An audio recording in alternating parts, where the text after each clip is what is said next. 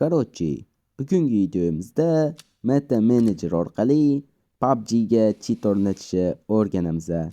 Xullas, bu oson.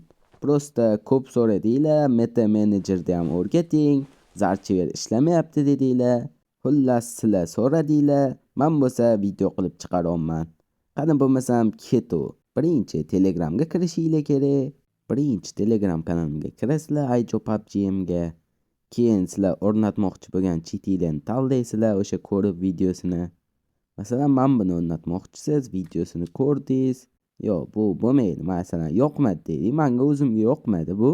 Mana hamma X kostyum shu videosidan ham yoqdi. Shuni o'rnatmoqchisiz endi.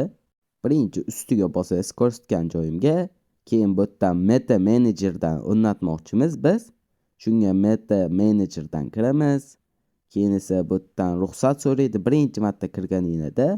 Keyin chap tomondagini bitta bosib papka files degan narsa chiqish kerak, shunday turish kerak. O'ng tomondan files bo'lsa agar zarcherda o'rnatib ko'rmoqchi bo'lgan bo'lsangiz, o'chirib tashlashingiz kerak va buni kopirovat qilasiz, ekstrakt qilib. Keyin parol so'raydi. Parol Ayjo PUBG'm yo o'ziga yozilgan bo'ladi. Ko'pincha holatda Ayjo PUBG'm o'zingiz yozsanglar ham, kopirovat qilsanglar ham bo'ladi. Keyin bu yerda files degan papka paydo bo'lgandan so'ng chapdagi narsani keyin Androidga kirishinglar kerak, PUBG papkasiga. Ko'rsatib beraman hozir. Android turibdi, Androidga kirasizlar.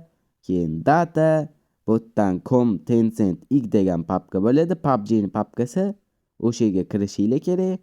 Kirgandan keyin files degan narsani shunday bosib turasizlar o'ng tomondagini va copy ni bosib, OK bosasizlar va copy and replace bosib pastdagini yoqib qo'yib, xohlasanglar OK bosib o'rnatasizlar, bo'ldi.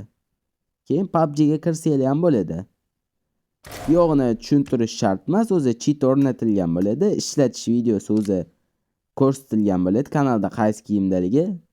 Xullas, mazza qilib ishlatasizlar. Va keyingi tutorial videolarda ko'rishguncha